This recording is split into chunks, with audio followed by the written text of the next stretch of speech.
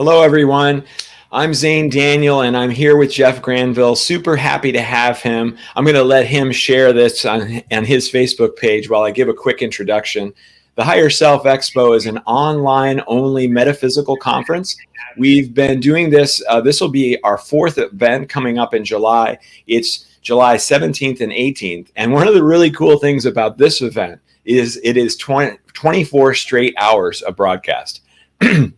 So we start off in the US for 8 hours. We go to Australia with our other two hosts for 8 hours. And then we end in Europe for two more hosts and a total of 33 speakers all across the globe. So we're really excited about doing this. And I'm pretty sure, we haven't done a lot of research, but I'm pretty darn sure that nobody has done something like a 24 straight hour light worker, a spirituality conference before, metaphysics conference. So I think it's pretty cool, pretty unique, and I'm excited to do it. And I'm excited to have Jeff with me here. Hey, Jeff, how's it going? Good, Zane. Good to see you. Yeah, you too. Yeah, we've never gotten to meet before. And, that's what's kind of fun about all this. And it's really one of the reasons that I started it. I started it at the beginning of the COVID experience and decided that, one of the things that I'm doing, even though I'm talking to lots of people and I'm going to conferences and expos and festivals, and I'm getting to know lots of people in the audience, I realized I didn't know a lot about the other light workers and the other people that are doing research in this field. So I thought, I should create this thing, and it's going to force me to get to know all these great people. And so far, so good. It's really been a fantastic experience. Good. So, yeah. So it's really worked out really well. So I'm excited to learn more about you. So I would love it if you could go ahead and give our audience a little introduction. Yeah, great. Thank you. I'm Jeff Granville, and I'm the founder and president of Mindful Presence. And we bring mindfulness, coherence, and controlled breathing to pediatric patients, families, and care providers. And during this time of COVID, we've expanded it to the general public. And I'm really happy to be included in this expo.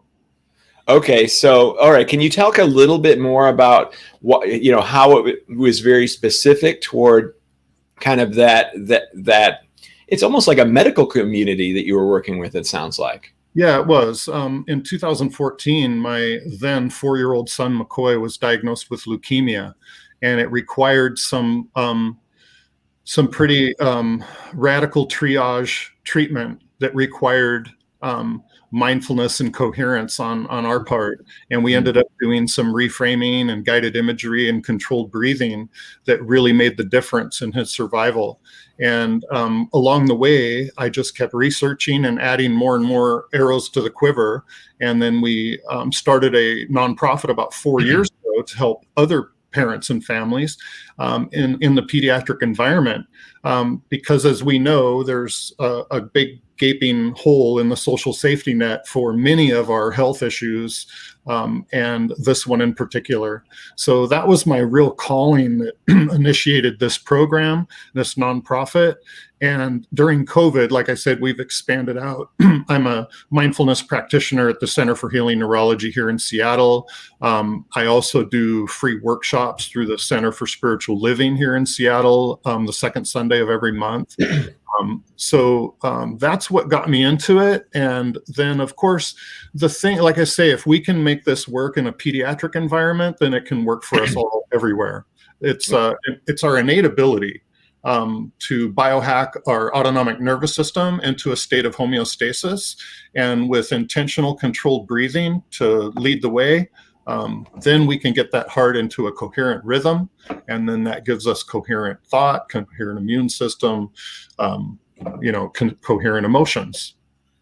Wow, that's really amazing. Okay, yeah, I really love that. And this is one of those situations. I work with students all the time, and one of the things that I'm teaching them constantly is a gratitude practice, right? Mm-hmm. And so this is actually one of those situations that seemed like something terrible. Obviously it was. Your son had leukemia, right? This is the worst possible thing that you could imagine as a parent. But now I bet, looking back at that, you can see some gratefulness, some gratitude there because of what it brought you, right? Absolutely. This new approach, this new thing that you're doing in life, And that's one of the things that when we're in the middle of everything going wrong, the last thing that we can usually do is say, wow, I'm grateful that this is all screwed up and everything's going wrong. It takes time to be able to look back at that. But I tell them over and over again that every time something bad happens, something beautiful happens in response to it. And that's a perfect example. You're right, Zane. That's a really good example. And it really follows. There's a book that I read just about a year and a half ago. It's well into this process. I've been doing this for 7 years.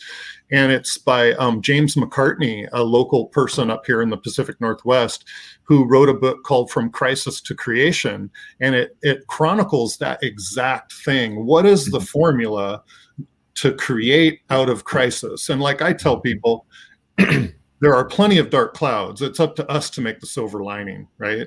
So when crisis happens, it's all about how you handle it that determines how you spiral up or spiral down from that point. And that's a really key thing when teaching pediatric patients how to get through a poke or lab draw or a procedure or even an operation. Finding that 0 point, that calmness, that stillness, being able to biohack that into your system and be open and receptive makes all the difference in the world. So really enhancing your ability, your receivership of anything in life is what we're after.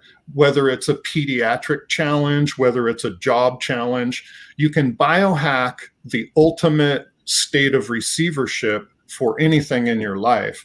And that's, like we say, it's the difference between meditation, where you go in a room and try to cure the ills of 23 hours in a 1 hour session, where mindfulness and coherent breathing brings you into that state of receivership all through the day. And you really approach things from that 0 point, where your autonomic nervous system and your agitation is down and you're not triggered into the fight or flight. So we teach modalities to, when you feel anxiety, when you feel stress or in a tight situation, there's things we can do intentionally that can biohack our autonomic nervous system into the parasympathetic, where we have more divergent thinking and we're more open and receptive. So that's really the key. Yeah. Yeah, beautiful. Okay. Well, I think I'm getting an idea of what you're going to be talking about at the Expo, but I would love for you to expand on that a little bit so that people know exactly what they're going to be tuning into with you. Right. Well, the speaking topic title is Harnessing Our Innate Ability to Achieve Wellness. And that is word for word what's going to be on there. But more so, it's learning about our physiology and how the autonomic nervous system is automatic. And there are certain things that we do that tell the autonomic nervous system that we're okay, we're calm, and breath work is the key one. So if you are being chased by a saber-toothed tiger, you're not going to be taking long, slow breaths. So if you're in a moment of angst or a challenge in your life, and you notice that constriction of the sympathetic nervous system and your heart starts to race and your breathing is shallow, a clear, intentional nasal inhale facing the issue, and then exhale will start that autonomic swing and put you in a state of divergent thinking and in a more receptive state. So we talk about this in the presentation, and I also teach takeaway skills during the Expo. We'll be doing breathing exercises and coherence breathing, so there'll be takeaways from the Expo. That's fantastic. Yeah. And, I didn't mention this already, but this next Higher Self Expo, the theme for it is where science meets spirituality. So this is a very different one than we've done so far. And it's really fun to see all the research and the science behind so many of the things that we've already known. We've known it all along. So to have it backed by that really kind of 3D understanding is really helpful for, bridging that gap for people that are, maybe on the fence. Like, I don't know if I believe in all this spirituality mumbo jumbo. I'm more into the science side. But then when we can present the science side to those folks that are on that fence, then hopefully they get to hop off and really enjoy and love this spiritual world that we all believe in so strongly. Yeah, that's a really good point. And most of the work we do, I mean, breath being the gateway is not a new thing. That's ancient cultures have done that, for millennia. So what we're doing is being that low pressure system between science and spirituality. Like early on in this challenge, I used to post all the time that we are the biology between, where science, biology, and spirituality merge. We are that. And science and spirituality are both human constructs. They exist in nature innately. We just, as humans, label them and define them. But right. Science and spirituality are bonded in nature. It's only us that divide them. So, like anything, if we can be that low pressure system in between two opposing forces, then we can draw together from all sides and close that gap. And that's really my goal with everything we do. That's great. Yeah. And I was thinking when you were talking a little bit about, when you have that nervous response, that sped up heart rate, a perfect example of when you can use that is in one of two situations when you're driving, right? If you almost have an accident with someone or some sort of harrowing moment where you're like, oh my gosh, and you're grabbing the wheel and you're afraid that something bad is going to happen. You have that response even minutes after it's already done. Or if you see red and blue lights flashing behind you, you can have that exact response. So I wanted to throw that out there so that people could actually take advantage of your suggestion and the very next time they experience something like that. Yeah, absolutely true. Everybody knows that experience that you're talking about a near accident or just seeing flashing lights. It's like an electric shock that goes through your body. I mean, that autonomic nervous system is picking up on that and what it means to you and sends that cocktail, it's like a recipe of an emotion. As Candace Pert says in Molecules of Emotion, every thought and emotion becomes the fabric of your body. So that is shot into your body at the speed of light, and it becomes your physiology. That becomes who you are, and it puts you in a convergent focus to try to solve matter with matter, and very convergent focus and reactive, and not in an open and receptive state. So it's like if you do see lights behind you in the car and it shoots that blood chemistry through you, that can linger in your body for 3 or 4 hours. So if you were to go through the day with 2 or 3 incidents that triggered your sympathetic nervous system, then that means you would be in a toxic blood chemistry for most of the day. That's where, when we do like a reset breathing to start that autonomic swing again and tell the autonomic nervous system that we're okay, and it triggers the parasympathetic, it clears out that blood chemistry so you don't marinate in a toxin. Right. Yeah, that's perfect. Beautiful. So well said. I love everything that you're saying. And so I think this has been a fantastic little interview. But before we close it off, I would love for you to explain to people what would happen if they go to that mindfulpresents.org here, or any other thing that they should check out. Yeah. It's actually, sorry to correct you, but it's mindful presence, like presence. We're bringing the gift of mindfulness to pediatric patients and families. It's a play on words, and I think it hangs people up more than it hooks them. That's right. Yeah, I'm like, Mindful Presents. It feels like Mindful Presents our next speaker. Right. And when we present something, when we put on something, it will be Mindful Presence Presents, right? Exactly. Play on words.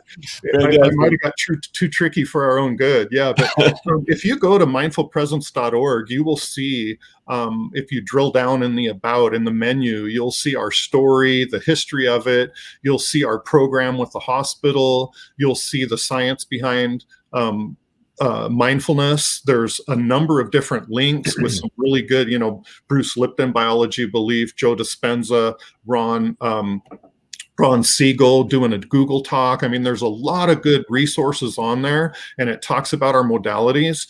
And then I do, now with COVID, I do Zoom appointments all the time with people. I work with individual pediatric patients and their families, and also, like I said, the general public.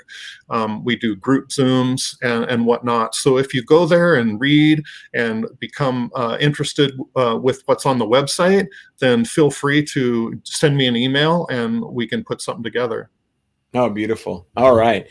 Well, thank you so much, Jeff. This is such a pleasure, and I'm really looking forward to your talk July 17th. It'll be July 17th because that's the U.S., that's the North America, South America Day. We don't have a schedule yet because we're still booking everybody, but very much looking forward to it, and thanks so much for taking this 15 minutes to talk to us today. You're very welcome. And thanks for the invite and the opportunity to spread the word of our mission. I appreciate you very much, Thane. Oh, yeah, absolutely. Right back at you. Right on. Thank you, brother. Bye, everybody.